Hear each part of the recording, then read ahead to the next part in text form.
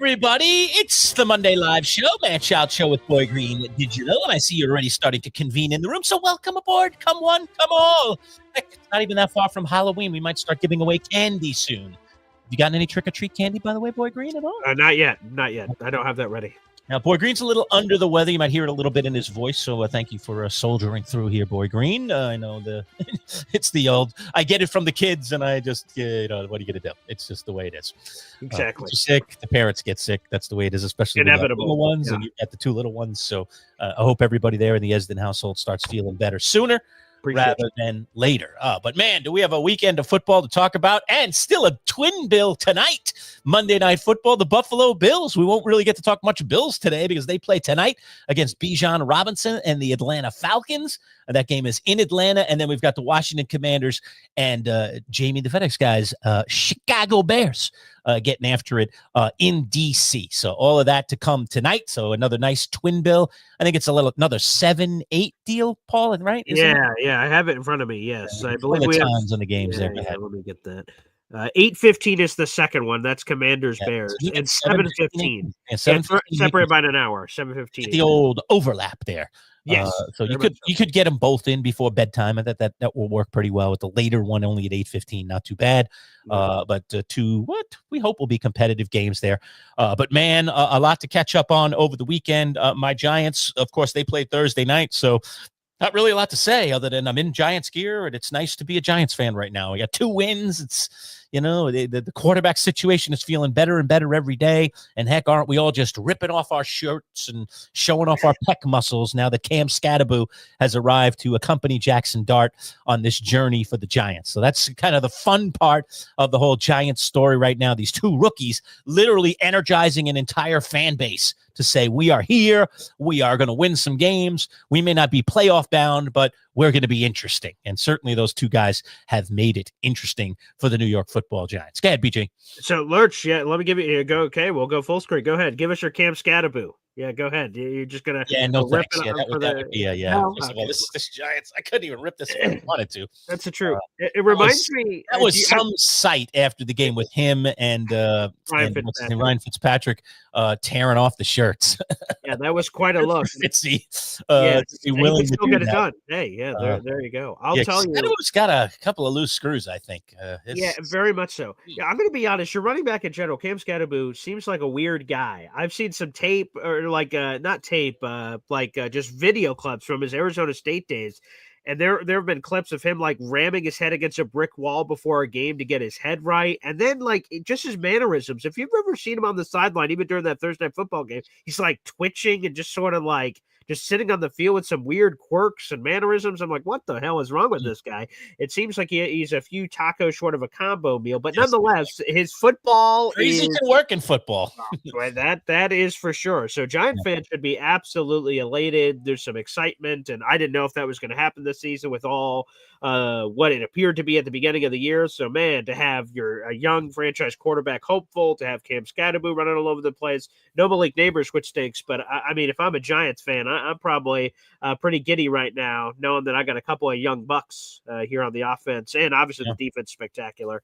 So that's pretty exciting, I imagine. Now, I saw, despite, we'll talk about the Jets in just a moment, but despite the woes, I saw yesterday was a day of celebration for you, an anniversary of sorts, a very interesting anniversary. Yes. 10 years ago. How do you know to the date, for crying out loud? But apparently 10 years to the date yesterday is when you were a young buck hanging out in that studio with me and Bud Poliquin. And were you an intern at the time when I gave you that name? I was. So. Yeah, because I had a habit when I was in the studio as a radio host that I would give the interns nicknames. Yeah. And I mentioned to you, I don't know, a few sessions in, I said, hey, Paul, do you know, I typically give all the interns nicknames. I said, I haven't come up with one for you yet, but I'm working on it. I'm thinking about it. And so I saw you posted this yesterday, but 10 years ago to the date yesterday, October 12th, back in 2015, Boy Green was given the nickname Boy Green. Paul Esden Jr., I should say, was given the name Boy Green. If anybody wants the genesis behind it, go ahead, Paul, jump in. The only thing I was going to say is, and I don't look at this often. I don't use Facebook a lot for personal stuff much anymore. Although I guess lifetime achievement things and Right, sure. The family goes to the pumpkin patch. I'm like, Right. hey, here's a couple of random pictures of Yeah. us at the pumpkin patch or something. Gotcha. But like, I don't use it much anymore. But when you go to your notifications, it says, hey, do you want to know all this cool stuff that happened on this date in history? I'm like, I guess. And I'll sort of be scrolling through. And it's a little nostalgic. And then this comes up and I'm like, what? It was 10 years ago. And that's how it happened. Because at first I just saw the cape. And the cape is how I remember the story of like that sort of coming together. So I Right. remember that as a seminal moment of wearing the green cape. And that sort of, I don't know if that really, sort of struck a light bulb in your head of what it was, but that's how I remember the whole boy green thing. Why did you wear the cape that day? I don't. No reason. I have no reason. idea. I just because I'm an idiot. I don't know. You're And just watching that Seinfeld episode where the Frank Costanza meets with his lawyer who wears the cape, and they're like, he's with the guy that was wearing a cape. Why is he wearing a cape? Right. So you just came into the studio one day wearing a cape. You just for like, no hey, reason like whatsoever. today. Let me put on my green cape. Yeah, right. Which I got at the state fair like a month or 2 months, whatever the time frame works earlier. So I just got it, and I'm like, when will I ever wear this cape? I'm like, oh, at the radio station, that'd be a great place. So yeah, I just randomly wore it there, and yes, so the reason that I am boy green today is solely because of the guy above my screen. If you're watching here on YouTube or wherever you're watching Twitter or what have you, that the boy green thing that now is crazy is what it was. And Lerch, I don't know if you want to tell the side of the story of like how you came up with this name. And I mean, real quick. I mean, it's it's not an incredibly detailed thought-provoking story. Sure. But like I said, I gave all the interns nicknames back in the day. And so I wanted a nickname for Paul. And as you can see in that picture, he would come into the radio station basically the way you see him every day. He's always got green on. I mean, I don't know that you own anything that isn't green for the most part, or very little. Let's put it that way. Very little. Yeah. And so, so you were always wearing green. It was either a Jets jersey, a Celtics jersey, a Jets t-shirt, a Celtics t-shirt, or even just if it was generic, it was just green. Like it was That's just true. A green t-shirt, a green sweatshirt, green hoodie. Didn't even have to necessarily have a logo on it. He just always wore green. Yeah. So I was like, boy, that'd be, something with green would kind of work. And then you were the Jet guy. So I was thinking, I grew up when I was younger with a TV cartoon show called The Jetsons. Sure, of course. Jetsons, Jets. Yeah. And they had a son on the show, and his name was Elroy. So that was the first thing that popped into my mind is, do we call him Elroy? It's the little theme song from the Jetsons, and we could get it and even play it probably. It's that easy to find. Yeah. All right, but he'd be his boy Elroy. Do, do, do, do. Right? And they name all the characters, right? Sure, right. And I was like, that's got kind of an interesting, like, why would anybody be called Elroy, So that was one thought. But then the other one was I grew up with Howard Stern in New York City. Yes. And Howard Stern always had his sidekick was what was his name again? Boy. Oh my God. Gosh.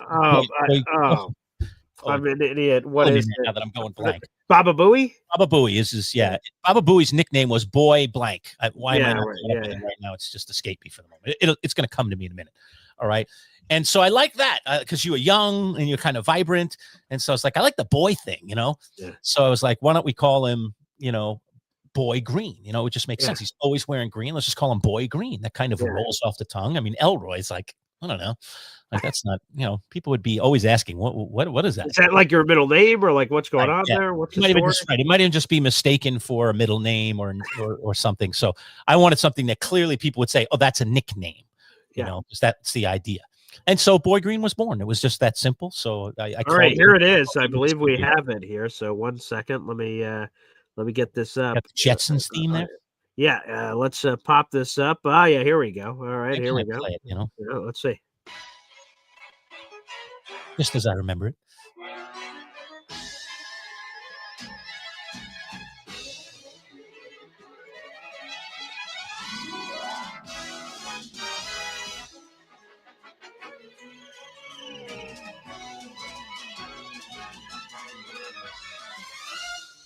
Here we go. George Jetson. His boy Elroy. There you go. His daughter Judy. Yep, sure. Daughter Judy. Jane, his wife. Yeah. Jane, his wife. Okay, all right, you can kill it. All right, so there you go. That was the opening, theme. All cartoons back in those days had theme songs, Very nice. Yeah, They were very catchy, and so that was catchy. So it was nearly Elroy, but it turned out to be Boy Green, and then you embraced it very much. Like you could have been like, oh, I don't want to, what are you calling me that for, or whatever, But you didn't. You embraced it, and then you throw on the cape and the whole 9 yards, and the next thing you know, it just became who you were. So. Yeah, I will say that when you didn't give me a choice. Like you told me, like, hey, you walked me through that same story you just told everybody else. They're like, hey, I was thinking Elroy. I'm like, oh boy, in my head, and then you're like, but it ended up being Boy Green. And then in my head, I'm like, well, Boy Green is certainly better than Elroy, but I'm like, oh, Boy Green, I'm not really sure about this, but it's by law. The radio gods. So once you're given the nickname, you're sort of stuck with it forever. And then, I embraced it. And then all of a sudden, a few years later, right, the Jets documentary, Twitter Diehards, which I'm going to have to eventually get that movie poster thing from it because it's pretty cool. Right. And they introduce with all the smoke fog and everything. Here's Boy Green, and it's crazy to me that this name that you came up with in your head for this random intern 10 years ago gets on an official New York Jets. I was inside their building and they were filming stuff, and they said, "Hey, Boy Green," like signifying me from the name that you made up about my Jet fandom, and that it somehow made it on there. So I will never. I'll always pinch myself to say, like, that is the craziest thing of all time. So some days are meant to be, as they say, right? Meant to be. So, right? It's fantastic. Oh man. Will you? Oh, what does he say? Let's answer this immediately. And will you ever be a man green? To be honest, that sounds like a disease. Yeah. So hopefully, the older I get, green, and the more silver that comes in here, I just sort of say the Boy Green nickname keeps you young at heart or something, like whatever it's going to be. So hopefully, it remains Boy Green forever. A man green just doesn't have the same ring. Pep just throwing all kinds of things on there. Beetlejuice. Beetlejuice. True. What's that? How does that work? I don't know. Maybe the green hair. Green hair, maybe Beetlejuice. Right. Okay. Yeah. Maybe. Yeah. Maybe. I'm not sure, but we'll see. Hey, Halloween's right around the corner. You never know, Hep. You never know what's possible. So yes, I saw that on the Facebook notifications. I'm like, no freaking way. 10 years ago to this date in 2015, the last time the Jets had a winning record was 2015. So I said magical. That is when I started my anniversary, Boy Green. Thank you. I appreciate that. 10 years of Boy Green, and let's hope that the next 10 are better than the current 10. All right, let's talk about the Jets. That is topic A, because the Giants played last week and the Bills don't play till tonight. Yeah. So really the only New York team that we're going to deal with today, at least head on, is the Jets and what happened to them. Wow. This was rough. And this was just a rough game. They played very competitively against a very good Denver Broncos team coming off a very good win. So that should be noted. Yeah. Other things that should be noted is the defense absolutely showed up for this game. The Jets defense played really inspired football, good football. I was like, oh, right. Yeah. Okay. This is more of what I thought this season was going to be like on that side of the ball. And anybody that's a Jet fan knows how many problems the Jets have had on special teams. I mean, special teams is just one firing after another firing, and they're like, this guy go, let this guy go. I mean, we got nobody that can hold on to the ball, that can make a good decision on a punt or a kickoff. And they had also a very, very functional, if not very good day on special teams. They had a 74-yard return from Kene Iguanu. Yeah, it was spectacular on special teams. Yeah. Great day for special teams. So you'd think the defense and the special teams are in order. Wow. You're saying we got a chance? Now, who knew that the offense was going to play like this? Negative 10 passing yards for a football game. Yeah. Is really almost unthinkable. Yeah. It's the worst in Jets franchise history. And, this is a history that goes back into the 60s. That's correct. I mean, I didn't look at every stat like across the board, like how bad it is in comparison to the worst of all time in the NFL. But I mean, it's up there. Yeah, they had 82 total yards of offense. Yes. Yeah, 82 total yards of offense, negative 10. So the passing game counted against the running game. Correct. Right. Yeah. 82, but it was 82 for total yards because of that. Correct. Yeah.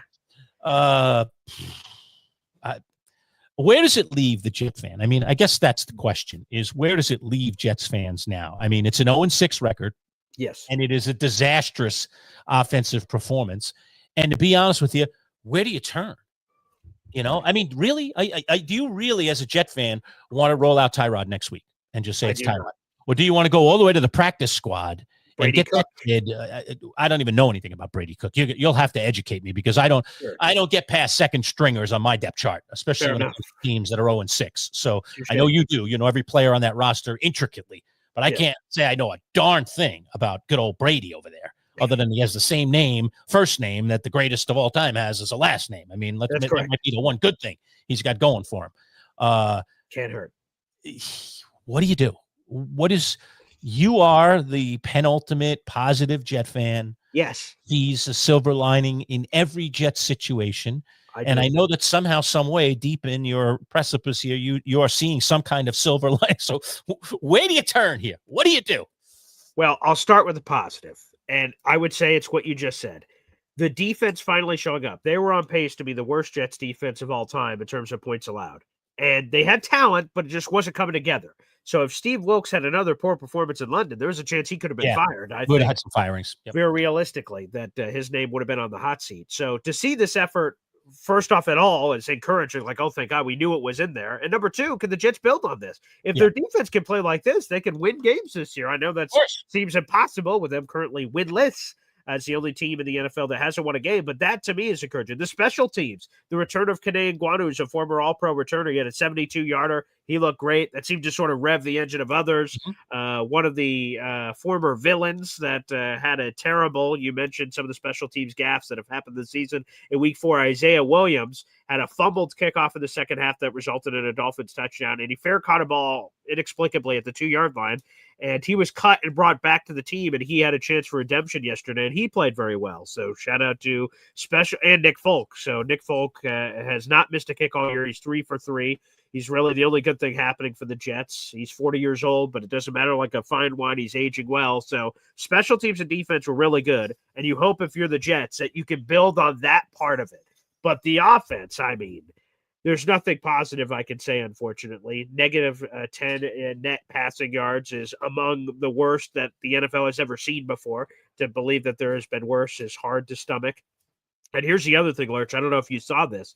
Garrett Wilson got hurt during the game. Yes, I did. Yeah. And he left the game, then came back out and left the game. And boy, if you hear what Garrett Wilson said after the game, it doesn't sound good at all, quite frankly, about his status. And I normally don't like reading into those kind of things, Lerch, but the way that Garrett Wilson was talking after the game sure sounds like to me that this is going to be a issue that causes him to miss serious time. And Aaron Glenn, who spoke right before our show, he did not provide a medical update saying we'll get some more information on Wednesday. Just like if you heard Garrett Wilson yesterday, you did not hear a guy like one of the words he said, and we'll play the clip here in a second, but one of the words he said is pray that everything comes back okay. Like it just, those were all kinds of negative energy. And here's the bad part about that. Well, first, let's hear the comments. Here's Garrett Wilson. All right. Are you worried that you could miss some time here? I mean, we're going to find out, man. I don't want to say nothing too early or nothing, but just trying to wait for all this stuff to come back. And, it's really messing with my mental, and I don't even want to think about it for real. So just pray that everything come back good. Did you already undergo tests or whatever? Is that? And there's some more stuff from that where he said he already underwent some initial tests, and then there was a playful thing back and forth with him and the PR guy because a person said, "Oh, was it your hip, Garrett?" He went, "No, it's not my hip." And then someone went, "Back? Is it back?" He went, "No, it's not back." And they turned to the media PR guy. There must have been a mic right there, and he said, "What am I allowed to say?" And the PR guy just said, "We'll figure it out tomorrow." We'll figure it out tomorrow, folks. So there's this fun, playful thing back and forth. But in all seriousness, he looks like he's going to be out. And, man, Garrett Wilson is a straw that stirs the drink. The other receivers on offense are Josh Reynolds, Alan Lazard, Arian Smith. Like, if they had one of the worst offensive performances yesterday of all time with Garrett Wilson, what would it look like without Garrett Wilson? Oh, boy. That's the negatives that's creeping up on me. All right. Wax poetic for a second. Get into the comments for a minute. I just have to step away for a quick second. I'm coming right back, and then I'm going to ask you this question. Okay. Should your coach have tried to kick a 62-yard field goal? That Okay. question is coming up right when I return. Okay, go ahead, Boy Green. Take over for a minute. Yeah, of course. Yeah, let me get to some comments in here. Appreciate you guys chiming in. Again, real quick, we got 200 people watching the show. Make sure you guys like the video, hit subscribe. We're on both of our YouTubes. That is the Manchild Show, Boy Green Digital YouTube, and Boy Green, my YouTube channel. We're also streaming live on my Twitter at BoyGreen25. Guys, if you will have Manchild show this in a second, subscribe to this channel. You may be watching a lot of different platforms, my YouTube or my Twitter, but go to this YouTube handle. We are doing free giveaways, free. There's no twist, no quirk, no nothing. It is free to subscribe to this channel, and we are doing giveaways. If you're one of our first 500 subscribers, we're giving away a $400 golf club. So you can get that for yourself or for someone with the holidays coming up. So if you want a chance to win that, subscribe to the channel. Get all kinds of cool content, but also a chance to win free stuff. So make sure you guys take full advantage of that. Let's get into some of the comments here. Jamie the FedEx guy. Hi, fellas, on our YouTube page. NFL football, we love it. The unpredictable nature drives me crazy for sure. That's what keeps it interesting.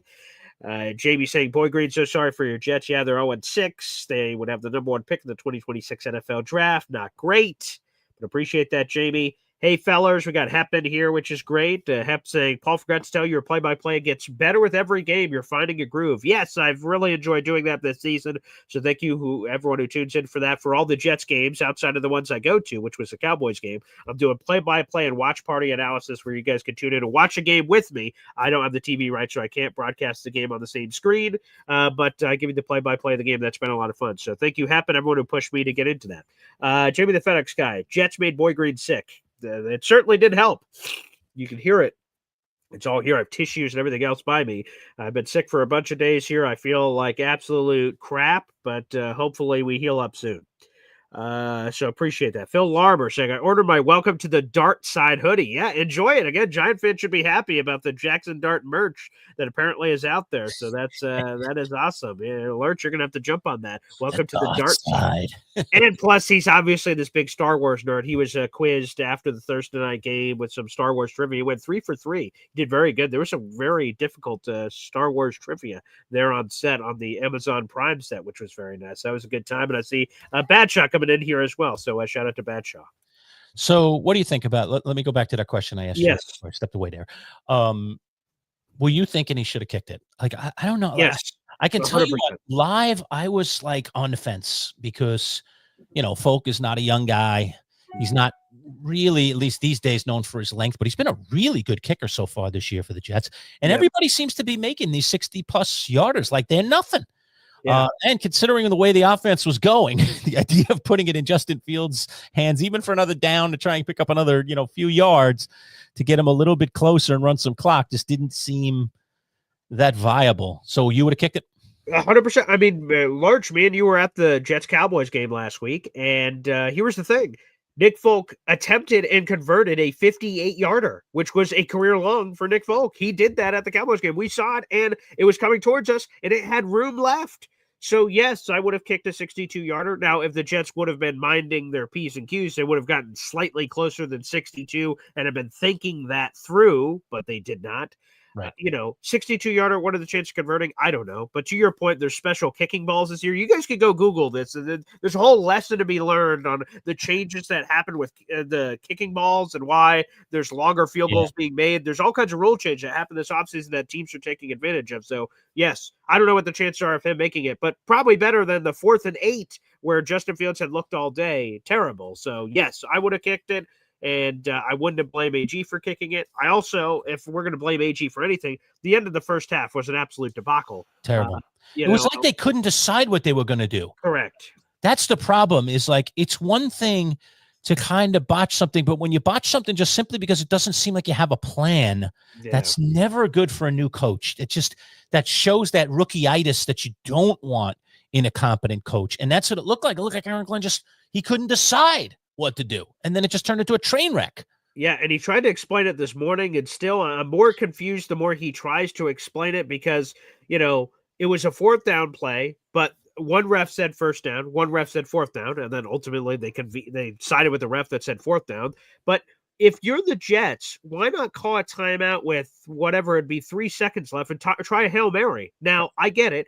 The Jets 2 years ago, what was it, 2 or 3 years ago? I think it was 2023. The Jets were in the Black Friday game against the Dolphins at Thanksgiving, right? You know, there was the first Black Friday game ever. Tim Boyle attempted a Hail Mary, and the Dolphins returned it to the house for a 102-yard Hail Mary pick six, and the Jets got laughed at. Now, that was crazy. But what are the chances of that happening again? Right. Mostly good things can happen. You throw it, it's a Hail Mary, you get the touchdown, you get points. You throw it a passing interference call, if somehow that happens, you get that.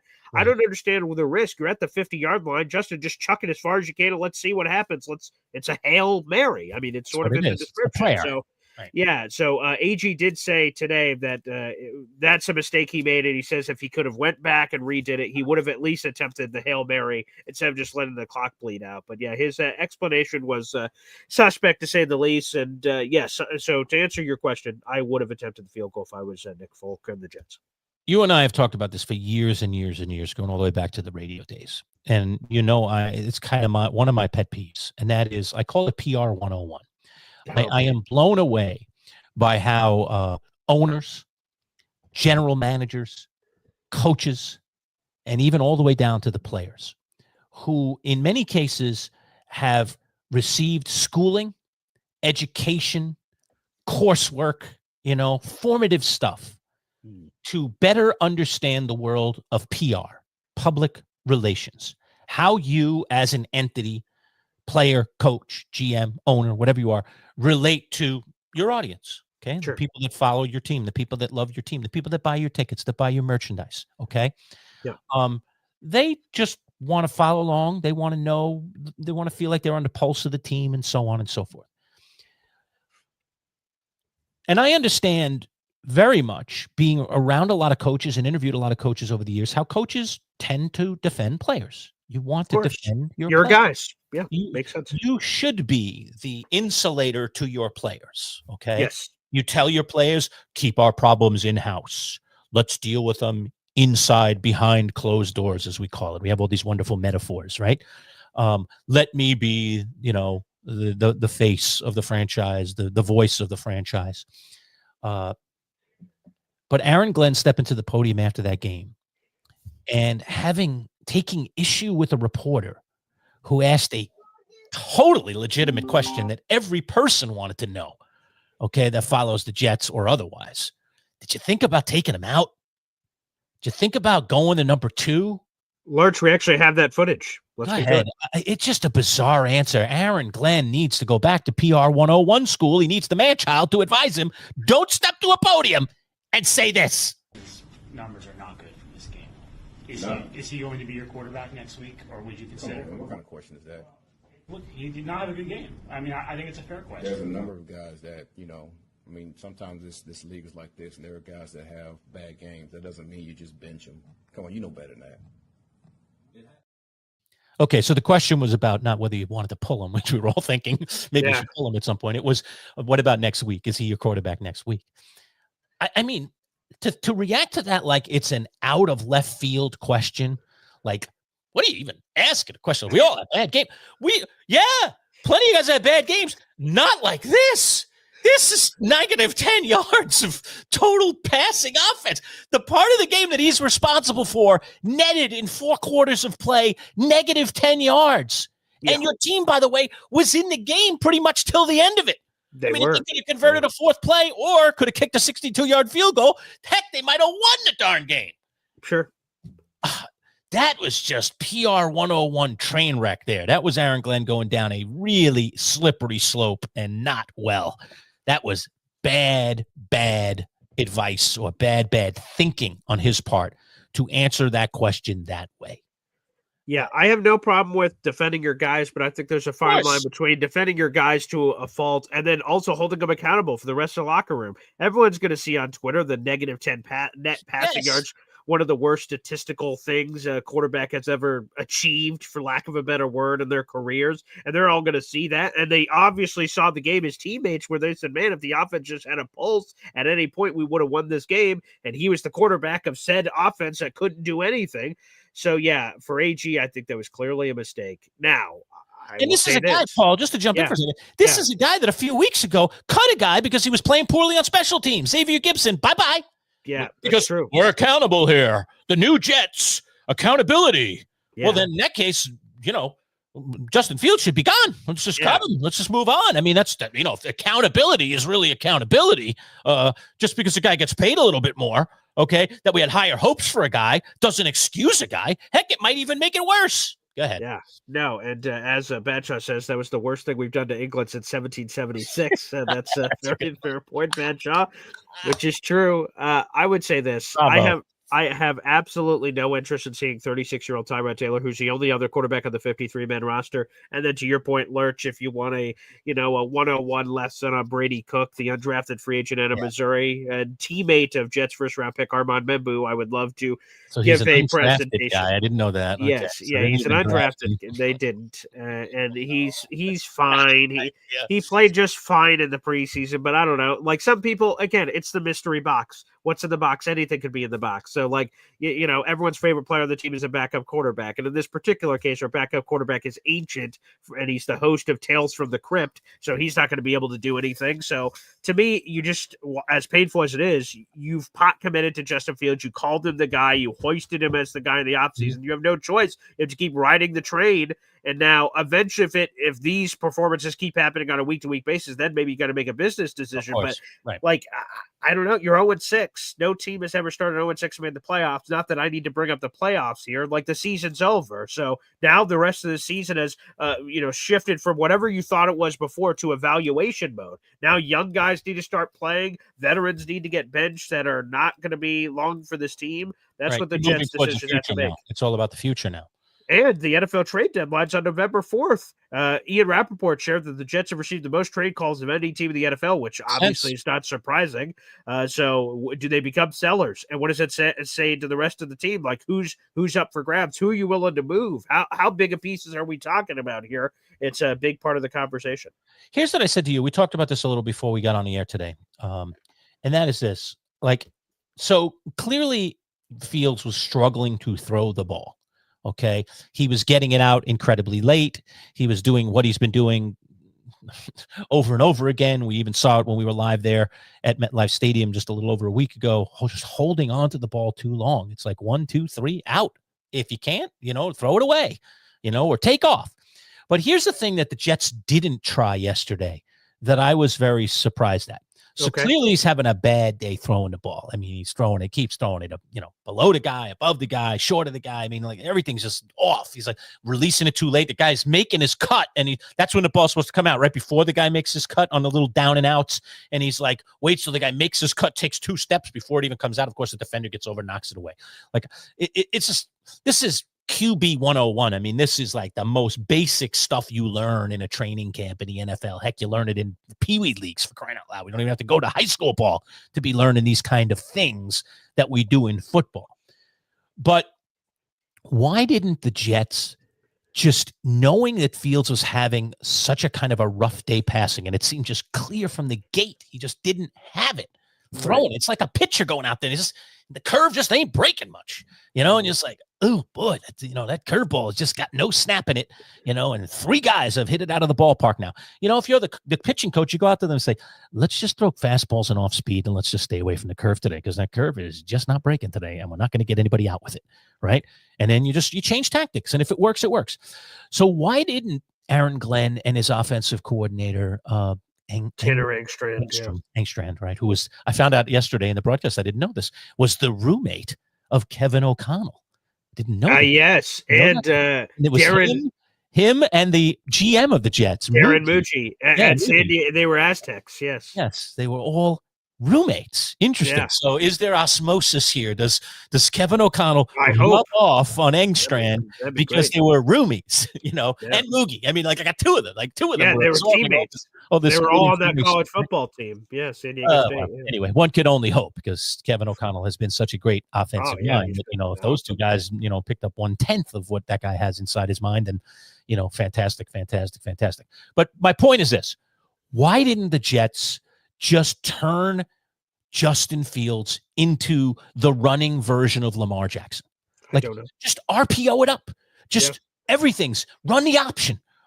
just go into that end of the playbook that has every RPO possibility and see if you can get him going with his feet rather than his arm. And if he's going to throw it, it's on an option where he could run it or throw it, and he sees the guys wide open, and then hopefully he can just get the ball to the wide open guy. Get him on the move and get him running, because this is what makes him unique. It's one of the things that certainly has attracted every team that has had Justin Fields so far in their offense, is that, wow, he's got this dual threat thing that's really, really different.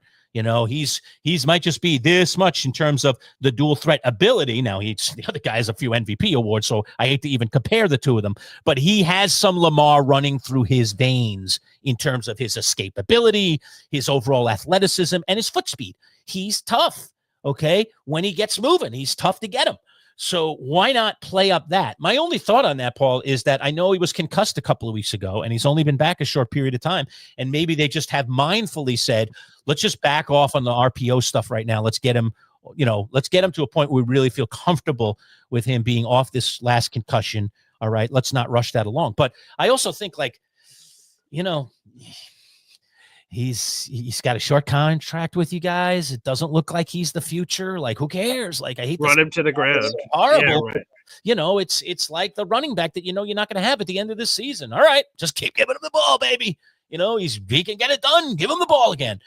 I just don't understand why the Jets would be so cautious, other than maybe they have a conscience, which if they do, well, I guess I have to, I'll golf applaud them for having a conscience. But I think when you're trying to win football games, oftentimes coaches and GMs and owners don't have a conscience. They just want to get a W. So that was the thing that kind of had me scratching my head a little bit, is why aren't they doing other things with him rather than thinking about bringing in the backup or the third string guy? Why not just try and get him going in a completely different way? Like, throw the game plan that we had out and come up with a new game plan, because we're in this thing. And if we just can shake him loose a little and get him to produce something on the offensive end, we might have something here, enough to maybe win a football game against a pretty good football team all the way over in London. Yeah, there was two things that confused me. I'll start with what you just said. Yeah, if you can't get him going with his arm, then okay, utilize his legs. You have Breece Hall. You have option plays. I imagine all kinds of funky things you could go. Tanner Engstrand, by the way, his calling card where he first got a chance to call plays was in college. So the college playbook, I imagine, is something he's quite familiar and comfortable with. So go back to whatever works. Again, you have to, sometimes you have a plan and then you have to throw it out based on the thing. We've talked about this before in Radio Land, Lerch, and sometimes we've had radio shows prepared and then all of a sudden a breaking news story comes in. We're like, oh my God, we got to throw everything aside and adapt to the new information that's available. I know the Jets spent all week coming up with apparently perfectly concocting an offensive game plan against this Broncos defense. But once you're in the middle of the game and you're in war mode, you've got to just like fight for your right to survive. You have to do whatever you have to do in that game and screw whatever you guys plan for. Let's try to adapt and pivot to those things. So them not using Justin Fields running enough was concerning. Here's the other thing that's baffling. Breece Hall, for the first time in his NFL career, did not have a target out of the backfield. He has always at least had one target his entire career in every game that he's ever played outside of this game, where he didn't. The Broncos lead the league in sacks heading into this game, and they only added to that with 9 more sacks getting piled on top of it to have 30-plus sacks. They are the Kansas City Chiefs in 1992 are the only other team that had more sacks in the first 6 weeks of an NFL season than they have. So they've been awesome. And what the Jets, what's a way to combat blitzes and pass rushes is screen pass. So let him be over aggressive, dump it, bingo, into the secondary you go. Which would also be easier for Justin Fields to just dump it off because you don't have to read anything. You just have to wait, draw them in, and just bloop right over the top, and then make some big boy decisions. So that's part of it as well that really confused me. I don't understand why they're not doing it. Tanner Engstrand, we don't have to reinvent the wheel. You don't have to show me Chiefs. Yesterday I saw the Chiefs doing a reverse to a flip, back to a reverse to a flea flicker. That's all cool, and that's cool eye candy. But just give me the bare basics at work. So Breece Hall not being targeted is absolutely confounding. Get what take what the defense is giving you. And if the defense is getting after you on the pass rush, always one of the best weapons, the delayed draw, the screen, the bubble screen, it's just there are always options. It's disappointing. So no RPO game to me kills them, and no screen, backs involved at all in the passing game was also very, very befuddling by the Jets. So this thing just reeks of a lot of questions coming out of this. By the way, today's broadcast brought to you by our friends at Play It Again Sports. That's right, Play It Again Sports, where you can get those gently used sports at wonderful, wonderful, cheaper costs. That's always fantastic. And you can trade in your stuff at Play It Again, and you get money or store credit if you like. For your gently used goods. I brought in some golf clubs earlier this season, and I got some nice cash. I was like, yeah, all right, this could have been dust in my basement or cash. I'll take the cash. Thank you very much. And buy something else. So you can do that with our friends at Play It Again. The group that sponsors us is Play It Again in Syracuse. It's right on Erie Boulevard in DeWitt. Let's just take 30 seconds, learn a little bit more about our friends from Play It Again. Warm weather sports season is here, and if you want to gear up and save money on some of the top brands of golf, soccer, and baseball equipment, and much more, Play It Again Sports can be your solution. With both new and gently used gear, Play It Again has prices way less than regular retail stores. And for all you golfers out there, get some quick money for those clubs you've got stashed away and are collecting dust. Play It Again is always looking for quality gear. No appointment necessary. Just bring it into the store. Play It Again Sports in the DeWitt Town Center on Erie Boulevard. Don't spend more. Play it again. Play It Again Sports. Syracuse.com. And speaking of golf stuff, you can see it right here. I have this beautiful, let me get the head cover because it gives you the whole picture here. It is the Cleveland, lovely Cleveland logo. Highbore XL comes with the head cover, of course, and it is a brand new driver. Play It Again, as you just heard, selling used equipment and gently used equipment for cheaper prices, but they do have some new gear as well, and this one is adjustable, both a weight in the back, and you can see the adjustability right there on the shaft for the loft of the club, for all of you that know golf. All right, brand new club, spanking new, going out the door. Think of what a great Christmas gift this would be for someone, even if you're not a golfer. All you have to do is be one of our first 500 subscribers. We are moving faster and faster towards that number. But if you can tell 2 friends and so on and so on and so on, we can get there that much quicker, and we can give it away to one of those 500 people. There's the link right there, youtube.com/MC Show Digital. You want to subscribe at our YouTube channel. Okay, that's where this giveaway is attached to, only to our YouTube channel. Of course, you can follow us on all the other wonderful places that you see flashing in the right-hand corner of the screen there on Instagram and Facebook, whatever your favorite social media, X, whatever it is that you like to follow. But YouTube is kind of our home base. And by the way, one of the cool things about subscribing on YouTube is, number one, it's free. And number two, our entire archive of videos is on YouTube. All of the shorts that we put together on a weekly basis, all the way going back to 3 months ago when we started this thing. Every live show is archived. Every video that we've shot with all our Jets insiders and our Giants insiders and our Bills insiders, all the Syracuse football coverage that we've done so far this season, all on our YouTube channel. So YouTube is kind of home base. While we send stuff out to the other portals all the time regularly, YouTube is kind of home base. That's why we want you to subscribe at YouTube. Again, youtube.com/MC Show Digital. Free golf club going out the door. No money. Not asking you for anything other than a click and a follow. That's all we need. Yeah, and I highly recommend. Badshaw says he's trying to get it for his buddy. I'm trying to trying to win my buddy those golf clubs, and that's what I'm saying. You guys can have this golf club for yourself. You can get it for a gift of any kind. So again, the faster we get to this 500 subscriber total, the faster we'll give it away. So we'll give it away as soon as we reach it. If we reach it today, great. If we reach it tomorrow, great. A few weeks or however long it's going to take. So make sure you get your friends and family to also subscribe to the channel and make it an easier process. And of course, they will all be eligible as well for this giveaway if you're one of our first 500 subscribers. So take full advantage, folks. So do it today.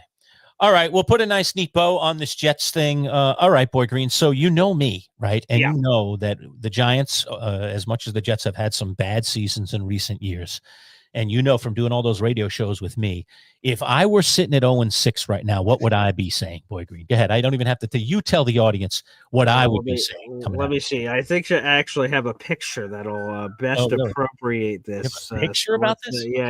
I think this will best represent exactly what you're talking about here.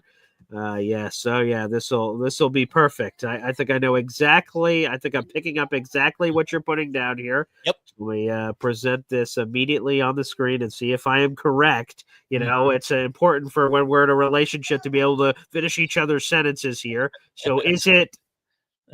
Yeah, that's it. I'd be thinking about the old tank. All right. The ones I used to play with when I was a little kid. because and I'd probably start talking about the draft. I'd start talking about, hey, so is that Manning kid any good, or how about that kid out at Oregon? He looks pretty good, even though they lost this past weekend. Or, I mean, man, we've talked about this time and time again. You don't want to live in purgatory, all right? And purgatory is the middle of the pack. Okay, purgatory is the middle of the pack where you're not getting in playoff games, you're not getting in meaningful postseason games, all right? But you're also not winning enough, okay, or not losing enough, to be at the very top of the pack and be getting one of those top 5-ish kind of draft picks. So if we were drafting today, this is where we stand. Thanks for throwing that up. But I'd be looking at things like this. I'd be like, all right, Boy Green, well, look at the bright side, man. My Giants are number 1 draft pick right now. If we don't screw this thing up, we can be the number 1 draft pick. Yeah. So, and I got to think, by the way, I mean, you look at some of the teams in this pile. I mean, come on. Once Lamar comes back, and Baltimore's got their bye this week, and then Lamar's back next week, the following week. So Baltimore's going to get some wins. I mean, even as banged up and horrible as they are, with Lamar back in the lineup, they're going to beat some teams. So they're not going to be, they may be, they could be somewhere in this lot, but they're not going to be at the very, 3rd place of this lot. So that. Well, Lerch, consider this, right? So the Jets play the Browns. They play the Browns on their schedule. They play the Ravens on their schedule. They play the Dolphins on their schedule. They play the Saints on their schedule. They play the Bengals on their schedule. Oh my 5 goodness. of the top 7 picks of the 2026 NFL draft right now are teams they play on their schedule this season. So they have a chance to lose ground on all of those teams. It's fantastic. As Rich Samini said on Twitter, if the Jets get the number 1 overall pick, they will have earned it. Yeah.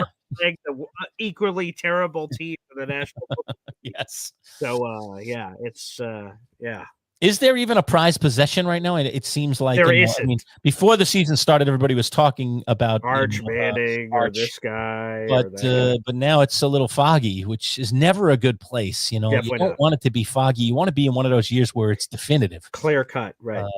But it still never hurts to be either at number 1 or near the top of the draft, because you're going to get quality. You are going to get quality. If you scout well, you're going to walk away with players that are going to start for sure. And in many cases are going to be long-time players, maybe even potentially Hall of Fame type players with a long career. So, that, Boy Green. I mean, look, there's one standing where you are last, and then there's this standing where, look, next to the Jets is a number 1. I mean, it's not bad to be number 1. Number 1 is good. Look, we're number 9 right now. The Giants are number 9. That's true. Number 1. There we go. Let's I'd rather be number 1 than number 9 right now. Yeah, that's true. So let me go full blast here. Number 1. There we go. There you go. Number 1. Man. So we'll see. So I will say, if we have a top pick, then we got to get a quarterback, and we'll see which quarterbacks are available. I'm going to be honest, I've tried to avoid mock drafts and any of those things for as long as possible. But yeah, as Hep says, it's only the 2nd week of October. I'm sorry, man, but that's just where we're at. Although I know, well, tanking is tanking. You got to start doing it right away. That's true. While your Big Blue is currently on that graphic, shout out to your boy Brian DeMuro. Morning, gents. How about them Giants taking out the Philadelphia Eagles for the first time in a long time, and to do it on Thursday Night Football in blowout fashion? Look at you, Lerch. You guys could have had 3 wins if you would have figured out that Saints game, but still, hey, 2 wins. Maybe against the Chargers and the Eagles. Those are some impressive dubs. 3 would have been viable because at least now you feel like you're in something. 2 feels like, you're getting some token things here, but what will it all mean when the season's over? But I think at this point, it's funny how teams go through evolutions. And I think at this point for the New York Football Giants, regardless of how it turns out, W's and L's this year, this team, it's almost like they have to learn how to win again. Or maybe as the Jets were saying, and I think it's true of the Giants too, how not to lose. Yeah. So, I think the Giants are at a point now where they just come out of a draft where they had a really high pick at number 3, got a really good player, managed to trade up and get a 2nd pick in the 1st round, and may have their quarterback of the future. Looks pretty good so far. So now the next stage of evolution for the Giants is the stage of belief. We got to believe in ourselves. We got to believe that we can be good. We got to believe that we can win against anybody on our schedule, that we can go out there and win a game. And it just hasn't felt like that for a lot of years here as a Giants fan. So the fact that Dart and Scadaboo primarily, of course, there are other people making this happen as well, are breathing life into this franchise again in the idea that we can win. This team can win again is refreshing. So at this point, while I value being higher in the draft because they're not going to be a playoff team in all likelihood, I also value what it will do to the current players on this roster. They have a lot of young players on this roster in terms of being able to show that they can win games. So I think the Giants are at a different evolution right now. Unfortunately, even than the Jets, which I thought the Jets a year ago were ahead of the Giants, and the records would say that they were. Right, sure. Yeah. Okay, but now this quarterback change and everything, it's become a disaster. I will still say this, Boy Green, and I don't know if you agree with me, and I hope you do. Letting Aaron Rodgers walk was the right thing. I don't care how it ends up. They go 0-17. I still say letting Aaron Rodgers go was the right thing because that was going nowhere. That was a train to nowhere. And I know he's doing well with Pittsburgh, and Pittsburgh's probably going to be in the playoffs, okay, because of everything that's happened in that division. It's completely come apart. It looked like a great division. It's a disaster now. But come on, they did the right thing by walking away from Aaron Rodgers. I will stand tall behind that regardless of results. They had to move forward. And if forward means failure with Fields, and that gets you to the top of the draft and it gets you to another pick, then that failure was meant to be. That's what I'll say about that. Yes, I concur, and so does Badshot for that matter. Amen, Jim. I'm glad we got rid of Rodgers. Here's the thing I would say. They had to walk away from that situation. Would the Jets win more games this season with Aaron Rodgers at quarterback? Maybe. Probably. Maybe. You could make that argument, but I would say maybe. I wouldn't say probably. I might say maybe. Okay, and let's say it's maybe. Like, then you're in purgatory. I don't think the Jets with Aaron Rodgers suddenly are going to the Super Bowl or something.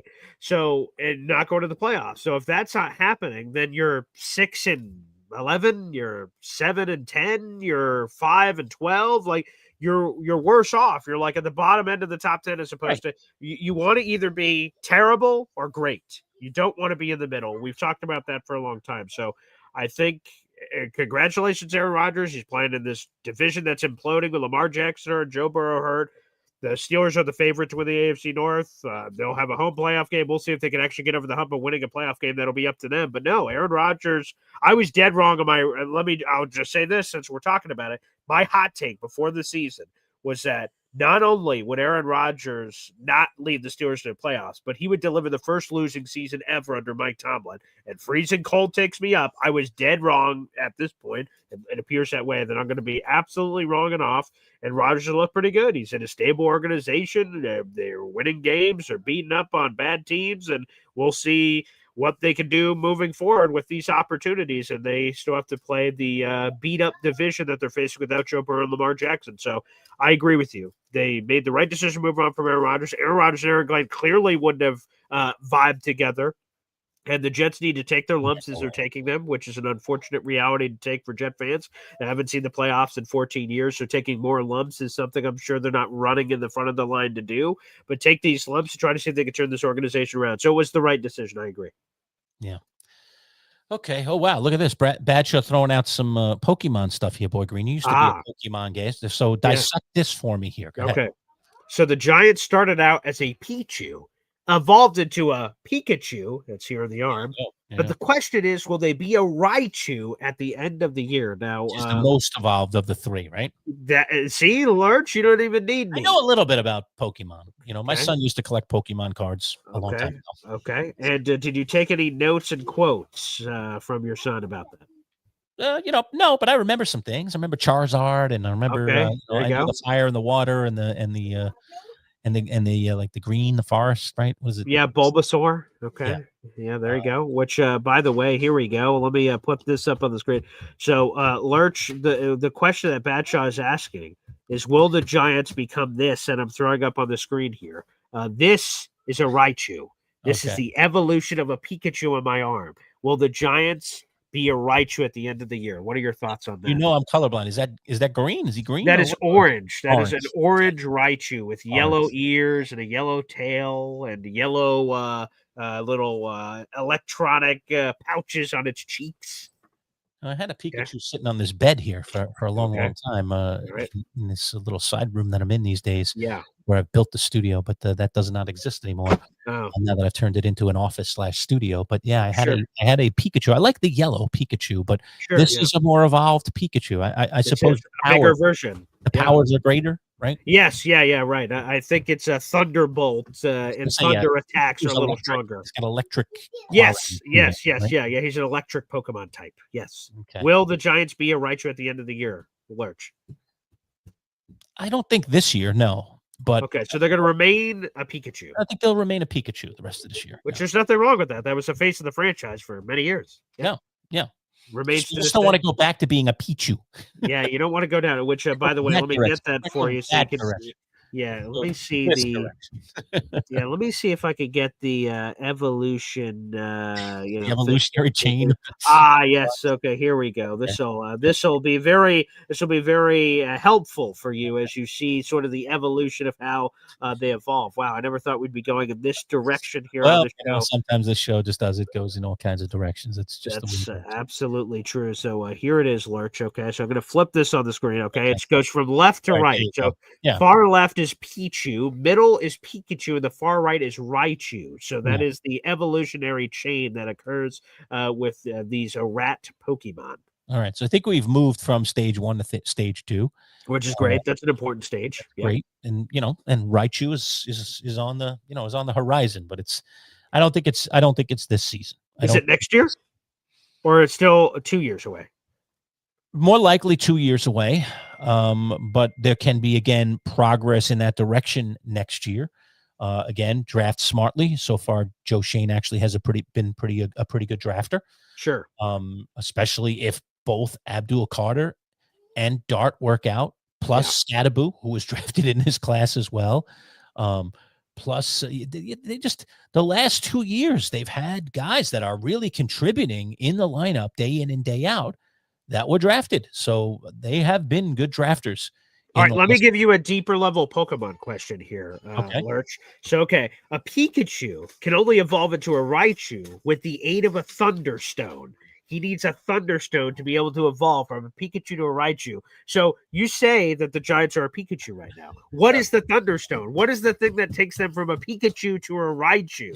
Is it an addition of some kind? Right. Is it Continued good drafting and yes, and the addition of somebody through either free agency or trade. I see. That they, I mean, I was really hoping that Kayvon Thibodeau, we'll see how it goes. We're still early in the season, but I was hoping he would have kind of a breakout-y kind of season.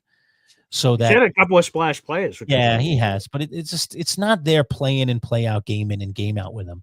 And again, this is another guy who was a very high draft pick. So because if he just showed, a little bit more, then he'd be a prime guy that the Giants could trade. And then they could get real assets for him.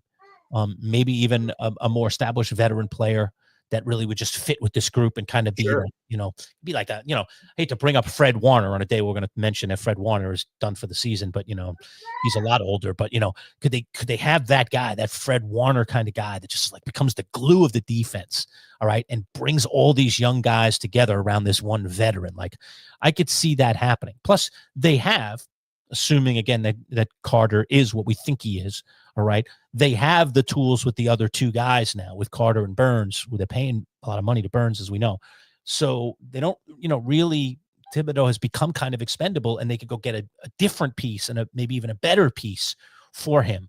So that's, I think that's the final piece of the evolution is, again, another really good draft class. Obviously, Jackson Dart is what we think he is. Sure. Okay. Right. And, something from free agency or trade that kind of, pushes it over the top a little bit. I think that's the only way to get there. But I still think it's 2 years. It's okay. But here's the thing, that you have the Thunderstone. You can evolve the Pikachu whenever you're ready to evolve the Pikachu. So we will see to a Raichu. Wow. Good colorful stuff there, Badge. Yeah. I appreciate that. Wow. Okay. Good flash of the past there for Lerch to get back on his Pokemon knowledge. Nice. Yeah.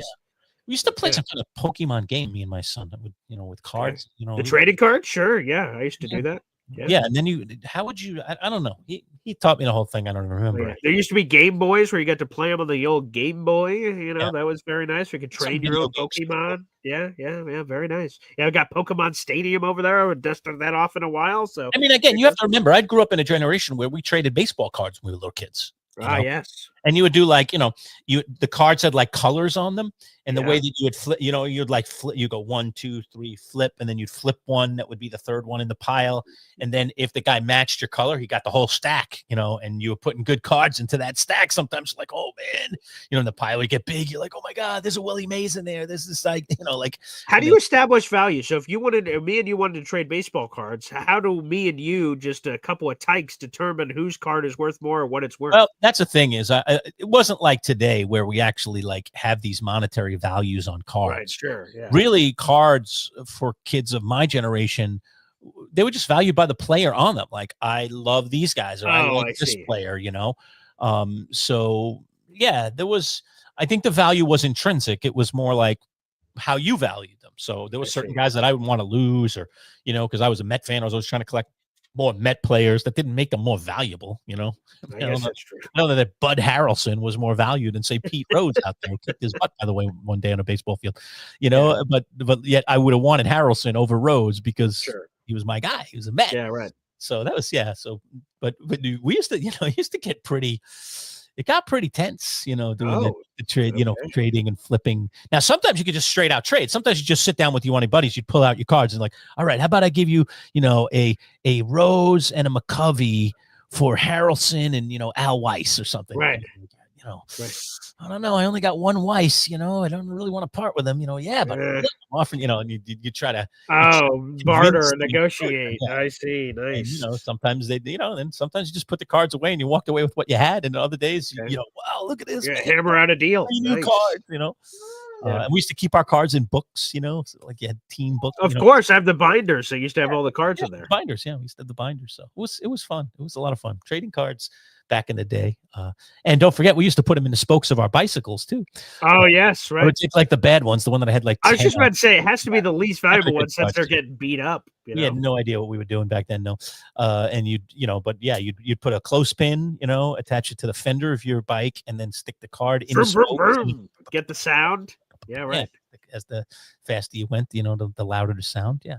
By the way, Bad Shot says, Lerch, you got to reach out to your son today to say that that he loves that you know about Pokemon. You got to tell your son you had that nostalgic conversation today. You're riffing Pokemon today on the show. Yeah, he'd be very proud of you, I imagine. I'll tell him I was, okay.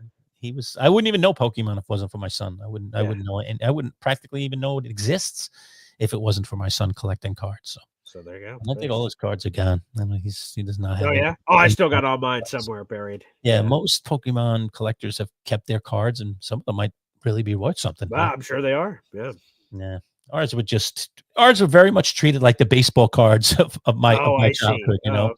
Yeah. They were there for a time, and now they're completely gone. And they were, by the time I was done with them, they were pretty beat up and I see. No longer worth anything anyway. You know how you got to have them in mint condition. Of course, yeah, the PSA grade. Yeah, get a grade. I got a couple of cards, both sports and Pokemon cards. Mine would have been graded awfully. It would have been graded awfully. Yeah. All right, let's do a couple of things in the world of football since it is our Monday show before we get out of here on a Monday. All right, so we talked Jets, obviously. Sure. You don't have any regrets on Rodgers, right? Definitely not. No. Okay. You're with me on that. Definitely. All right. Let's talk Tampa Bay and let's talk Baker Mayfield for a minute. Tampa gets another win yesterday, albeit against the 49ers team that is just bleeding in everything. And now the Fred Warner injury, as you just heard me mention. So, but still, a win is a win, and that's still a good team with a good coach. And so, and Baker is really, in all honesty, becoming a serious MVP candidate. I don't think it's speculative at all to start mentioning him as a potential MVP for this football season. Give me your thoughts on Baker. Yeah. Did you hear about the Tez Johnson story, Lerch? Yes, I did. Go ahead. Oh my God. This is one of the funniest. So let me just say, this team is so lovable, the Tampa Bay Buccaneers. Like, man, and they're finding ways, although they just had their first. Yeah. Godwin gets re-injured. Yep. Evans is taking forever to get back. Who knows how many more weeks before that old man gets back on the field, for as long as he's done it. But hopefully he does sooner rather than later. And then they lose Egbuka right in the first quarter. I think they lost. Hamstring injury. That brings it to your guy here. Another rookie. Yeah. All right. Go ahead. Yeah, and so they're this lovable team, and they've been winning last second in all these games. This game against the 49ers, as the Buccaneers tweeted about, was their first victory formation of the season, because you can only do that when you have victory secured, and all the other ones you're in last second battling. Correct. And Tez Johnson scores this crazy touchdown from a pass from Baker Mayfield, and there were a chance of MVP from the crowd. Here is the exchange. I'm gonna tell y'all a funny story. This is crazy. When I score and I hit MVP chant, I'm thinking they talking about me. So I asked Shep. I'm like, Shep, they was chanting MVP? And he was like, yeah. I was like, I ain't do nothing this year. And then he was like, they talking about Baker, Tez. And I was like, well, that explains it. But he is the MVP. Tez Johnson, what a hilarious story. Of course, Sterling Shepard, the former Giant that he's correct, yeah. And Tez Johnson, the wide receiver, caught that acrobatic touchdown. Thought the MVP chants were for him, but they went, no, man, it's for Baker Mayfield, who, by the way, has been spectacular. And if MVPs were given out after 6 weeks of play, he would totally deserve it. The team's winning in dramatic fashion. He's putting up crazy points.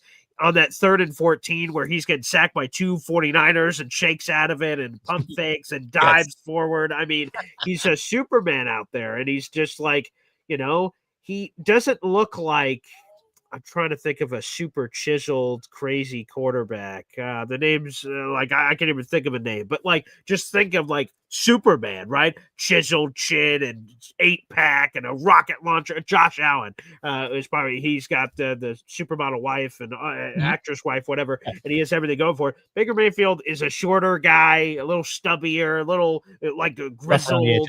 Yeah, 100%. And so the everyday man can be like, look at Baker Mayfield. Look at him just doing it for all of us and doing it out there, and he's killing it. The Buccaneers are winning games, and everything you just said, all the injuries, Chris Godwin, Emeka Buka, Mike Evans, Jalen McMillan, all these guys that are out, and it doesn't matter. They're just finding a way to find a way. So it's awesome. The Buccaneers, they're a great story. Great. 100%. We've had this guy on our show before, Nick Faria, who is a beat reporter for Jets X Factor and also does stuff for the Riverdale Press. And he said earlier this season that the Buccaneers are a Super Bowl contender. And a lot of people make fun of Nick and said, what an idiot, what a stupid take. Right. And look at them. They've been spectacular. So a lot of people... Yeah, a lot of people owe Nick Faria an apology because the Buccaneers look awesome. So, terrific, fun, explosive, and what a team. And look, Todd Bowles, former Jets coach. Let me ask you that. Are you happy for Bowles, or are you disgusted with the fact that he leaves and he becomes a really credible coach? I mean, he's been a terrific coach in Tampa. He's been the right guy. It's funny how the right guy at the right time applies a lot in sports. Bill Parcells was the right guy at the right time for the Giants when he came along. Tom Landry, when he came along all those years ago, was the right guy at the right time for that Dallas Cowboys franchise. All right. Todd Bowles, to me, fits that mold. He's the right guy at the right time for this Tampa franchise. It just really seems to work. And I must admit, I'm shocked. I mean, I have heard nothing, and I mean nothing, but good things about Todd Bowles from people that he worked with along the way that thought when he came to the Jets, he was going to be incredibly successful. And those same people still say the same things about him. But the fact that he actually has figured it out and has figured out how to be a head coach and be an effective one it's very unexpected to me. I just didn't expect it. Despite all of the people saying good things about him, I still didn't think it was going to happen. I just wasn't sure if there was true leadership in this man from a head coaching perspective. Obviously, he's proven me wrong. He's proven a lot of people wrong. I think he's the right man for the right job at the right time. But are you happy for this guy or not? Or are you sad as a Jet fan? What in the world? Everything we, do turns into something. It's a disaster, Yeah. There's a lot of different touch points here. I would say, first off, to boil it down to this simply, when Todd Bowles has had a quarterback, he's done very well. In 2015, his first year at the New York Jets, they won 10 games, and they should have made the playoffs. They did not make the playoffs, and Ryan Fitzpatrick had the best year of his career and set all these Jets records, and he was terrific. In all those other years, Ryan Fitzpatrick fell off a cliff, and then they went to other quarterbacks, and they stunk. So Todd Bowles stunk. We go to Tampa Bay. He took over with a final year of Tom Brady to mess around with. Then they stumble into Baker Mayfield, and it all works out. Todd Bowles has always been a masterful defensive mind. That has never been in question. He's always been really good on defense, but the offense and clock management, some of those key situations, he's sort of, disaster. You described it perfectly. It's been awful. So to go back to, am I rooting for the guy or how am I feeling about him? Todd Bowles has never done me wrong outside of all the losing with the Jets that made me upset. Like Todd Bowles is a family man and former player, longtime like a player good in the dude. league. Does seem like a good dude. He seems like good people from every interaction of Yes. people I know that know him.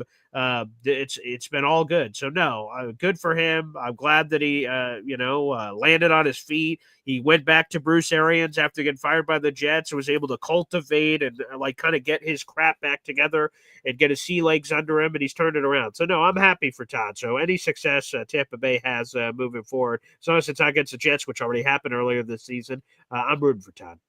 Okay, fair enough. I like that he's having success too, and Baker is definitely an MVP candidate. We talked about it in the Friday picks, Paul. I'll touch on it real quick here. Vegas is brilliant. Yeah. And we got to that pick for the Sunday night game, and I sat on it, and I was like, the minute I saw the sheet, I was like, what in the world is this? Something is wrong, in the state of Denmark here. Something is upside down and backwards. Why would the Detroit Lions, coming off 4 straight wins and the way that they've played, be underdogs to this Kansas City team that didn't even win last week? They didn't even win, even though they were more competitive and looked a little bit better. They didn't even win. All right. And I know the game's in Kansas City, but I still thought, Detroit should be favored by a couple of points here. Instead, Detroit was a 2.5-point underdog. And I just kept looking at it going, this is the spot where I probably should take the Chiefs, even though every bone in my body says take Detroit. Every bone in my body says Detroit's going to show up and win this game and show who's boss, right? They're just a better team right now. And sure enough, Vegas is right. Not only does Kansas City win, they more than cover the 2.5. Yeah, 13. They won by 13. Yeah. Oh, I'm so mad at myself that I didn't essentially flip that pick and go against my gut. I'm a gut picker a lot of times, but I should have gone against my gut. That thing reeked, and I was like, oh, Vegas, we openly talked about it on the show. We did. Yeah. I know so much more than we know, and I should have taken Kansas City, so I'm really upset with myself that I didn't take Kansas City on that one. But let's talk about that game. So is Kansas City officially back? How differently do you feel about the Chiefs today than you did before this game last night? The Chiefs just beat I hearkened back to, and I know Bad Shot's in the chat, so he's going to remember this. When the Jets were in their heyday in 2008, they acquired Brett Favre, and they played the 10-0 Tennessee Titans. The Jets went down to Tennessee, and it was CJ2K, it was Lendale White, it was Kerry Collins, and the Jets beat the Tennessee Titans, and Brett Favre came off the field and he was interviewed, and he says, I don't know if we're the best team in football, but I know we just beat the best team in football. And that was sort of a rallying cry for that crazy season the Jets had in 2008 with Brett Favre at quarterback. I go to this game. The Chiefs just beat the best team in football, which I thought were the Lions, who had won 4 in a row. They look awful in week 1, got smacked around by Green Bay, but Detroit was firing on all cylinders. I'm like, man, this Detroit team looks awesome. And they come into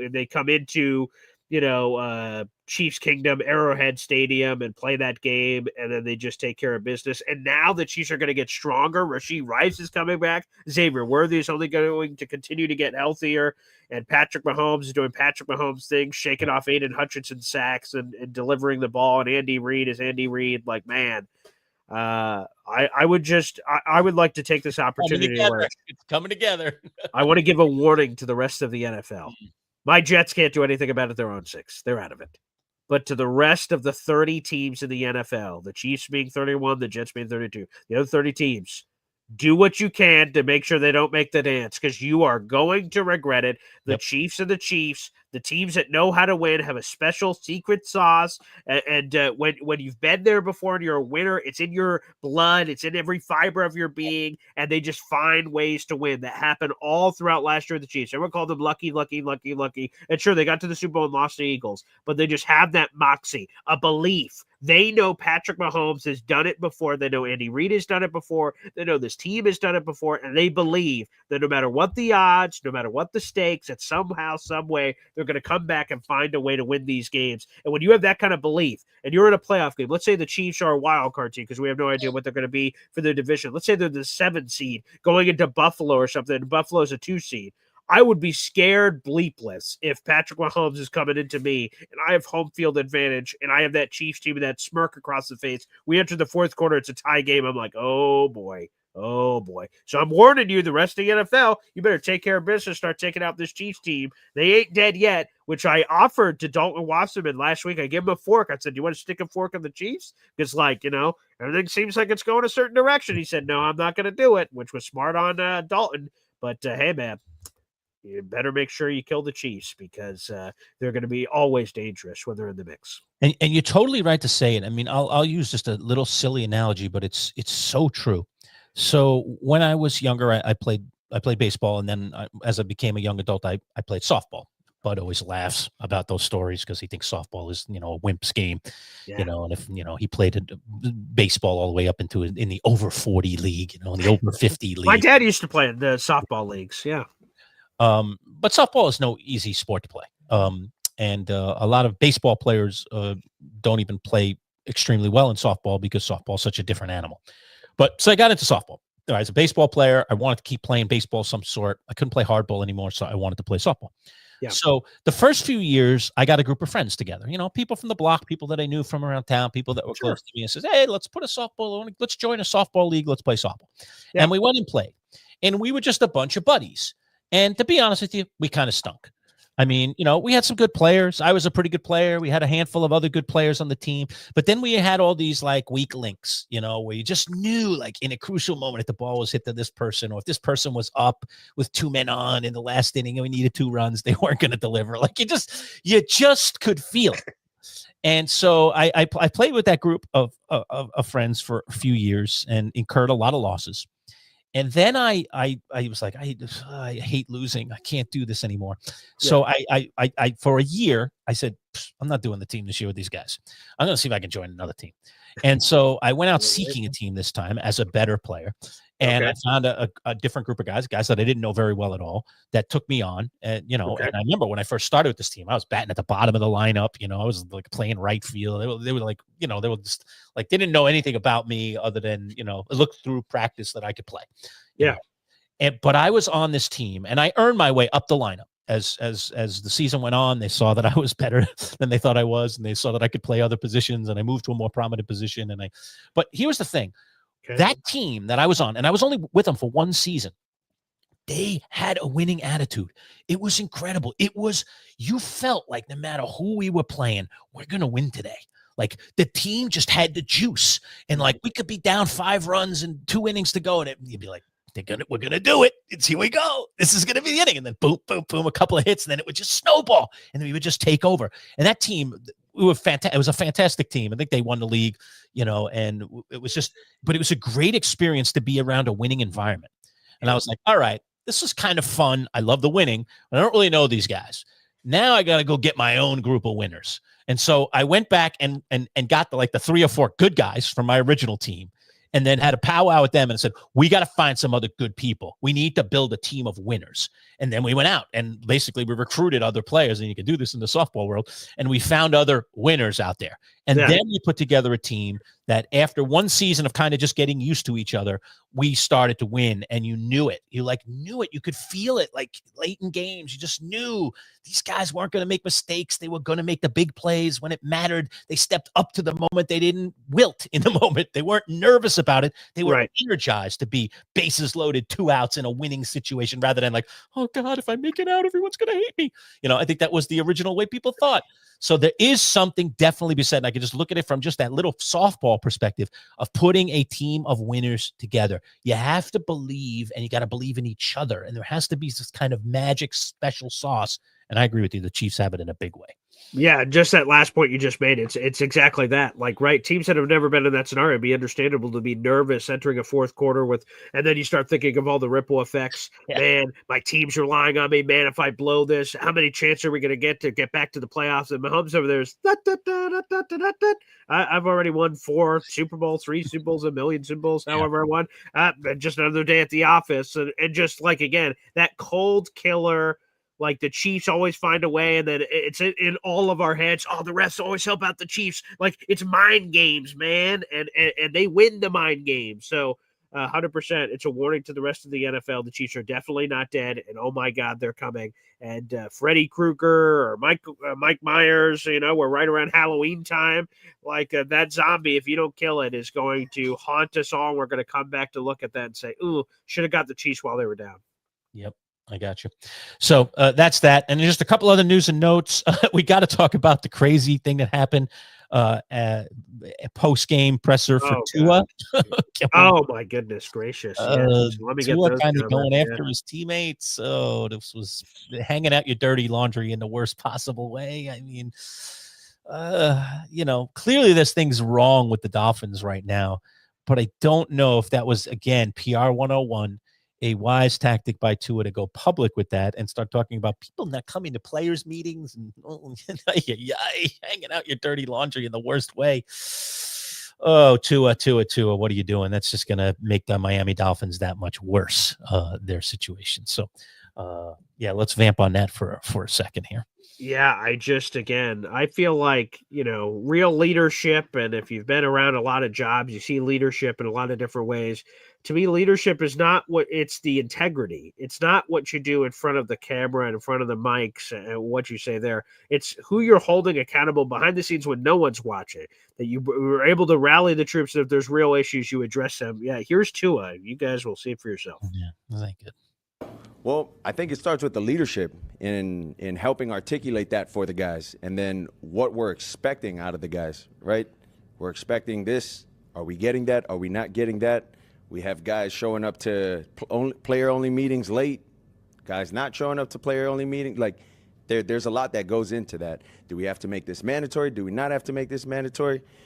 So it's a lot of things of that nature that we got to get cleaned up, and it starts with the little things like that. To be clear, you're saying some players were late or missed? Late, yeah. Thank you. Mm-hmm. Thanks. I don't know. Nobody had that intel, but now everybody has that intel. That's not right. And also, Tua, he played awful. He had 3 picks in the game yesterday. Bad accountability, accountability, right? 100%. That's being accountable in the wrong way. You don't do it in the press. You don't do it in the media. That's the thing you do in the locker room. Where you get a group of people together and you say, let's go talk to this player and tell him we're disappointed in his lack of accountability. And you get on that player and you try and bring that player tighter into the group. Right. I probably wouldn't have said those comments under any circumstance, but I could understand it if Tua had 4 or 5 touchdown passes and he was perfect and everyone else sucked. And then he had these comments. You're like, man, he's obviously carrying the team. But it looks much worse when you sucked and you were a big reason that your team lost in a last-second nature. And then you come into the podium and say, hey, where's all this leadership? By the way, aren't you a voted captain? Aren't you part of the leadership group? So isn't that on you that you're talking about everyone else, but you're talking about yourself? So, yeah, poor form. It looks like this Dolphins team is set to implode, and Mike McDaniel will inevitably be fired. And somehow the Jets lost to that team, so that's sort of unique. So, I mean, absolute disaster there. And, man, you start to think of where do the ripple effects go? Is Tua gone? Is Mike McDaniel gone? Are both gone? Do you just wipe it clean? And, oh, boy, where do you go from there? Because that's a lot of dead money that'll be on the books for the Dolphins. I think they got to wipe it clean. I really do. I think coach, I think quarterback, I think they got to wipe that whole thing clean. Yikes. I meant to mention it before, but let me just go back to it real quick. The Brawl at the end of the Kansas City game. So I plugged out as soon as it was kind of over on the scoreboard. Yeah. I bailed on the Sunday night football game. And said, whatever I miss, I'll catch up on in the morning. And then I heard about this. So you stayed till the bitter end. So go ahead. Talk about what happened post-game. Right. It started with Mahomes and then trickled into some other players. Go ahead. Yeah, so Chiefs beat the Lions decidedly. They win by 13 points. And then after the game, Patrick Mahomes going up, Kansas City Chiefs quarterback Patrick Mahomes going up to Detroit Lions defensive back, as all players do. Once the game's over and you're just sort of individually seeing players before you go into the locker room, you dap them up, good game, blah, blah, blah.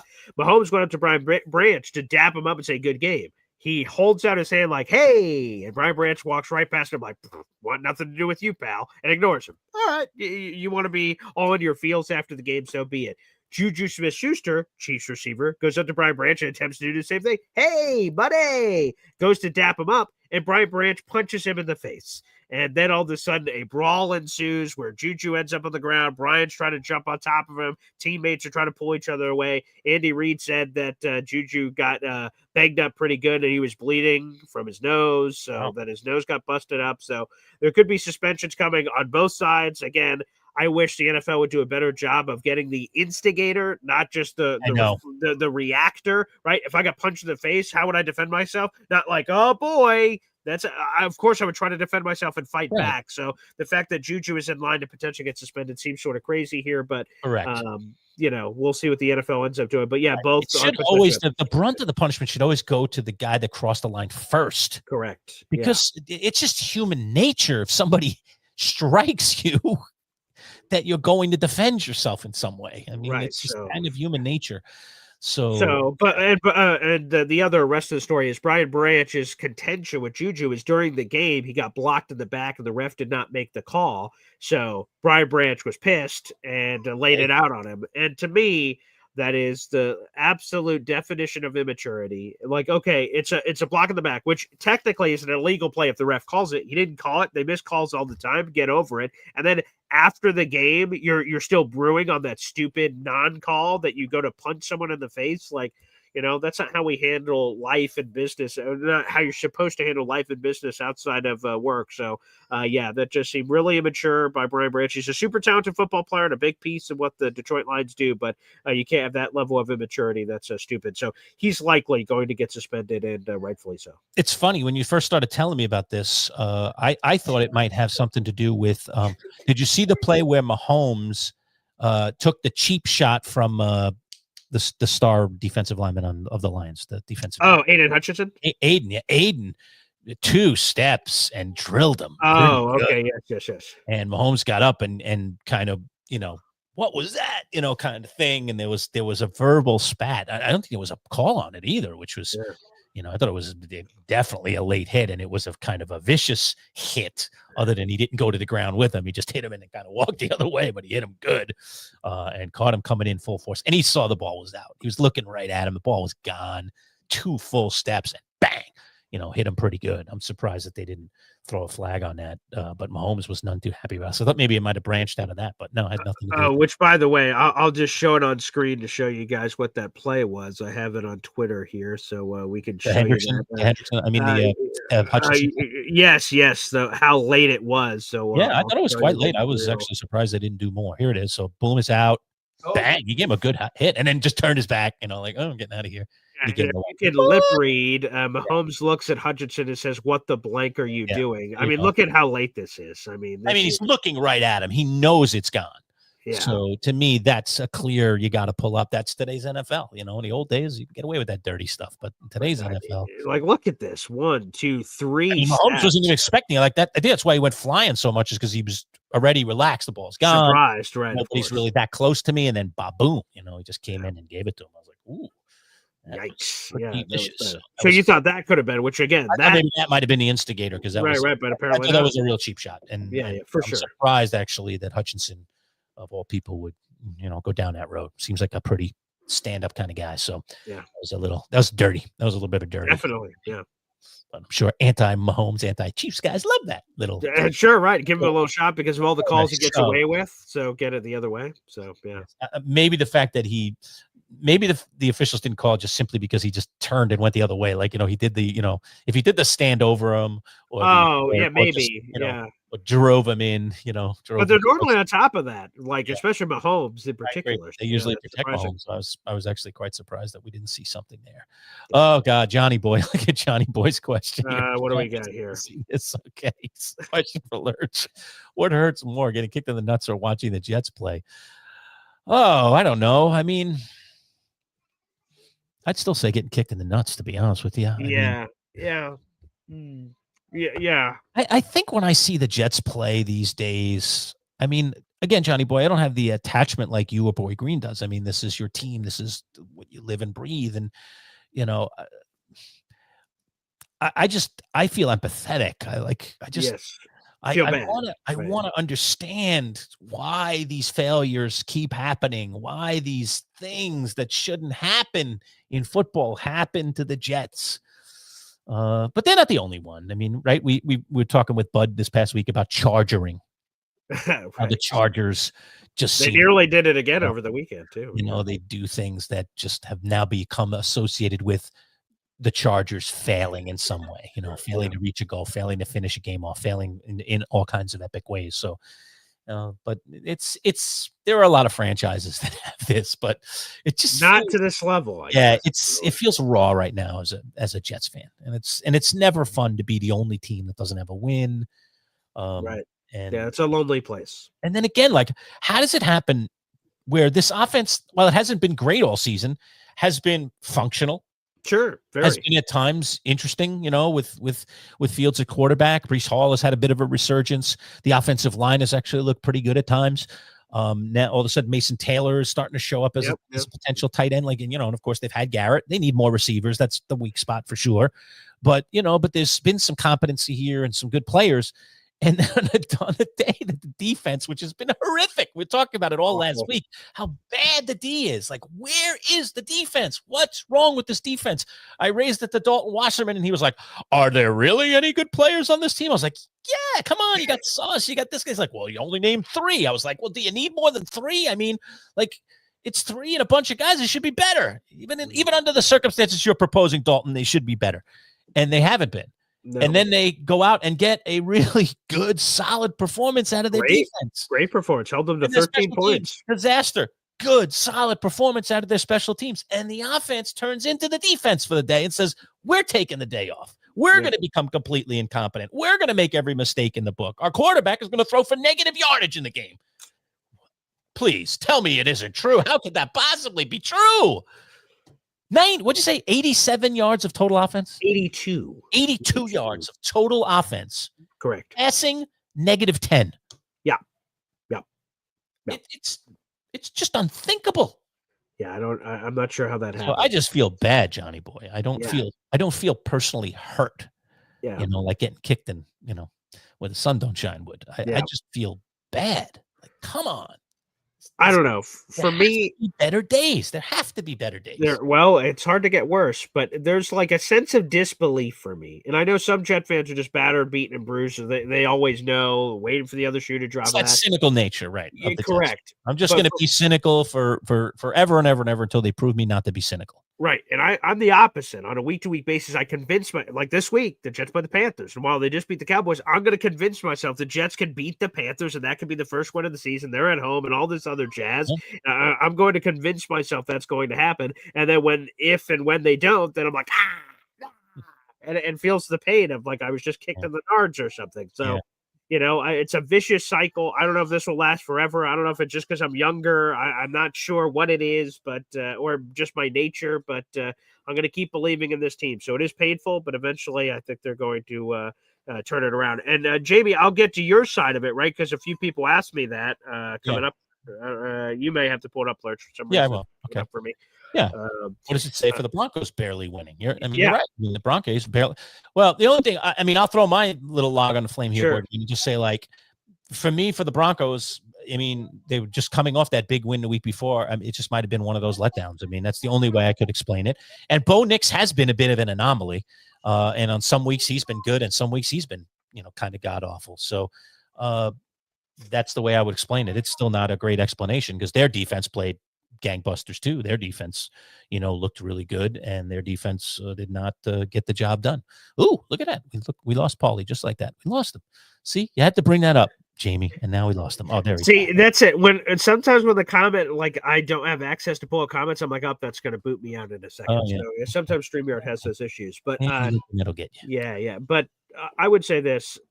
I was not overly impressed with Denver. Their defense was really good, obviously, and held the Jets to no nothingness. But they weren't overly impressive. But they're a really good team. The Jets just must be a good matchup because they held Bo Nix in suit last year. They held him in suit this year, so it may just be a matchup thing is what puts it together. But so we'll see what the Broncos do. They have a shared place of first place in the AFC West. And Johnny boy, you make this great point. This is a great point. You know, I think really the two of us too, to a certain extent, were Field supporters this year. I just thought the Jets made the right move getting away from Rodgers, taking a chance on a younger guy, and that younger guy happened to be Fields. I didn't love it, but I thought, it's still got potential, and it's better than that path they would have gone down otherwise. So that's kind of where I stood on Fields at the beginning of this whole thing. But I agree. It's hard if you're a Field supporter to defend that now. And I think part of it is the fact that I think the O-line is actually playing okay, and he just makes them look foolish by getting sacked that many times. Everyone's going to look at it and say, oh, they must have terrible line play. No, Fields just didn't get rid of the ball. I mean, he just held on to it forever. He just kept sitting in that pocket. I don't understand it. So you're right. It is, yesterday he made everybody look worse. I think that's actually, I'm so hesitant to put it on any singular player, but yesterday Justin Fields did things that made the team on offense look worse than it really is. So I agree with that. Yeah, I mean, Justin Fields got sacked 9 times. And again, the assumption being, oh, God, the Jets' offensive line must suck. I'm going to put at least 7 of I won't say at least. I'll put 7 of those sacks on Justin Fields for holding the ball too long. 2 of them, Olu Fasher just got beat quickly by Nick Benito, who leads the league in sacks, and he beat him twice. The offensive line got beat twice where Justin had no chance. But the rest of them, Justin Fields just holding on to the ball forever. You just have to have conviction. Like, go through your progressions quickly. It's not there. Throw it out of bounds. Get rid of it. Dirt it. Do whatever you got to do. You can. It's better than it, which again contributes to these negative net passing yards when you're getting sacked. Like, you have to make decisions in your head. 3-yard gain, dump it off to my check down here, or eat a 10-yard loss. Eat a 10-yard loss. Eat a 10-yard loss. That's how all these numbers are happening here. So yes, I was a massive Justin Fields supporter. Again, I will reiterate this. I don't want to see Tyrod Taylor. We're already 0-6. We're in the ship. Justin Fields, we've elected as our captain. We got to keep going down this journey until something. We don't have any other great options on the team. So I don't think they have any other choice. It's Fields. And if you want in a couple of weeks, if he has a couple more bad weeks, then you go to the kid. Yeah, right. Go to the practice. The practice squad, right. The kid, Brady, what is it? Brady what? Brady Cook, which a lot of fans go, let Brady cook. Like, maybe that's going to be the young kid we rally around. By the way, that's not going to be your answer either. No? But you just do it because you have to do something else. That's it. It's just like, all right, well, this coffee's cold and this coffee's colder. Oh, there's one that's warm. I guess I'll drink that one, and you'll just drink the warmer cup because, coffee tastes lousy cold most of the time. Yeah. Unless you drink iced coffee. So you kind of get my point. I'll go back to this one real quick before we get out of here. Badshaw said, so what do you think about the Packers-Bengals spread? So we're talking about it. Well, if you watched our pick segment, Badshaw, every Friday, you can watch it. We talked a lot about that spread. And I am always, and Paul, this goes back years, and Paul would confirm this. When the spreads get to 2 touchdowns and more, I almost always take the underdog. I just believe that this is a professional football league, and these guys have pride, and it is just so hard to anticipate a team beating a team by 2 touchdowns or more. And I was on Cincinnati, thank goodness. As was I. Yes. And I think it might have just been me and you too, because everyone else was. Packers. There's a lot of Packers. Yeah. And I was like, no way am I giving 14 points? I don't care. Joe Bartle himself, Mr. Packer. He went Bengals. Yeah. He was like, I think the Cincinnati could win this game. I thought that was a bit of heresy. Very much so. But I did think that Cincinnati could hang around, and they did, despite their quarterback literally coming off the plane. Which, quite frankly, things considered, he played halfway decent. But I think right. And Flacco said it. Sometimes we overcomplicate it. I know how to throw the ball, and Jamar Chase and T. Higgins know how to catch it. We'll sort of figure it out, and that's what happened. Jamar Chase had a great game, and I appreciate that for my fantasy team. Yeah. All right. Anyway, so that's that. So 2 football games tonight. Let's preview them real quick, Boy Green. We've got Buffalo, Atlanta, Washington, and Chicago. Either one of them got a little bit more of your focus. Which one you think is a better game here? I'm excited about both. So we'll go with the first one. And for our Bills Mafia fans in the audience, I think the Bills Falcons game. Again, I've been to the Mercedes-Benz Stadium. I went there last year. Oh, what a palace! Yeah, that's a beautiful palace. Yeah. The concessions are the cheapest in the league, which is awesome. So that's a cool thing that Atlanta does for their fans. Play by the Masters rules, Boy Green. You're right, and I'm all about it. Like, again, we're talking about snacks and drinks for $1 or $2, and me and my dad, we each had $20 for went there. and I was holding like a truffle of food, and I was just like, oh my goodness, this is amazing. So Fantastic. they're great at concessions. It's a spectacle to be inside. The stadium is terrific, and I think there's going to be a lot of points tonight. Michael Penix and Kyle Pitts and Drake London and Bijan Robinson and then Josh Allen and company. It should be a lot of points going all over the place. So that should be a fun game. Can't wait for that one. And again, Buffalo should be on upset alert. I don't know. I've got a weird feeling about that with the Dirty Birds tonight. And then, of course, always when you have number 1 overall pick versus number 2 overall pick in the same draft, they're going to be forever connected forever. So Bears Commanders, we have 2-2 versus 3-2. The Bears had a bye week sprinkled in there too. And here's the other thing, Lerch. I don't know if you remember the game from last year that ended in the crazy Hail Mary play where the Bears defender was joking with fans, and then it ended up being a Hail Mary for Washington winning the game, and that totally spun their seasons. Washington went on to the NFC Championship game. Chicago imploded and fired their head coach. So that game was, fantastic drama last year, and I would imagine more fantastic drama on Monday Night Football. So that should be exciting. Okay. All right. Good games. I'm looking forward to do we have any battles in fantasy tonight that are of note in our big league? I mean, we got all the leagues, but in our big league, in the Champs League, anything at play here tonight? There's some blowouts in our league this week, or teams. It's like a lot of decided. Usually, you got the doubleheader on Monday night. You got a lot of things still to be worked out. Yeah, so there's a couple of things that are sort of hanging up here in the air. Mark Rowlands and Austin are battling it out. Austin is a 5-point lead. They both have players left. I'll pull up the specifics here in a second. We've got me and Al, although I don't think it's much You're of in drama. trouble. Yeah, you're in trouble. He's got a 5-point lead, and Josh Allen, I have Kyle Pitts, so that seems very unlikely that that's going to happen. That doesn't look good. Yeah, Russ is down 6, but he's got 2 players left, and Zach Ertz and Keon Coleman, so that looks pretty He's probably close. going to win that. Yeah, that's.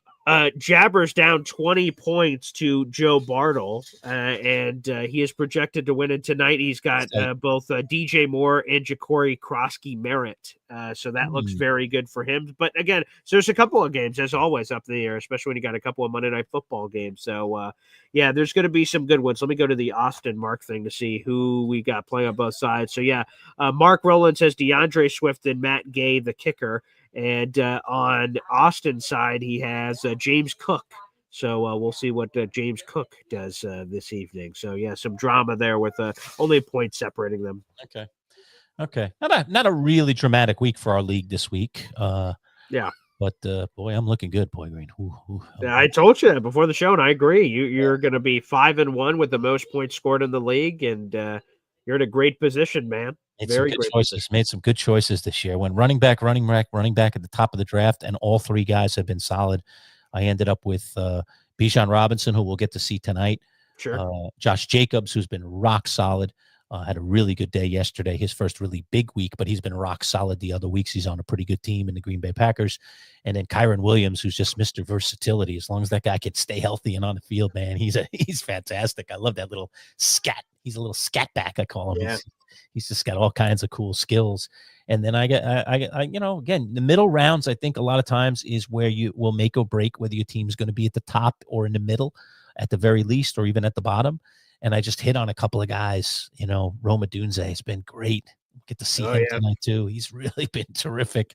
So, you hit at the top of the draft and then you hit a couple late and you're like, ooh, man, that's this the key. Roster. I don't have to do all that much. So, Lerch, you may be adding another championship to these trophies back here. By the way.